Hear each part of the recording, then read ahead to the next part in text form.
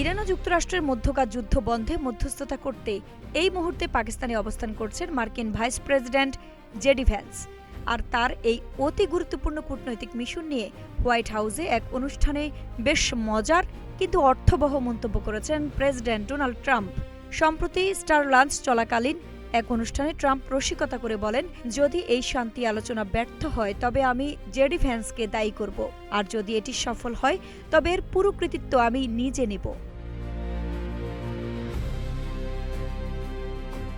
প্রেসিডেন্টের এই মন্তব্যে উপস্থিত কর্মকর্তারা হাসিতে ফেটে পড়লেও রাজনৈতিক বিশ্লেষকরা মনে করছেন এর মাধ্যমে ভ্যান্সের ওপর এক বিশাল মনস্তাত্ত্বিক চাপ সৃষ্টি করেছেন ট্রাম্প। ভাইস প্রেসিডেন্ট হিসেবে জেডি ভ্যান্সের জন্য এটি এখন পর্যন্ত সবচেয়ে বড় এবং চ্যালেঞ্জিং অ্যাসাইনমেন্ট। ইসলামাবাদে ইরানের প্রতিনিধিদের সাথে তার এই আলোচনাকে বিশেষজ্ঞরা পলিটিক্যাল মাইনফিল্ড বা রাজনৈতিক মাইনক্ষেত্র হিসেবে অভিহিত করেছেন।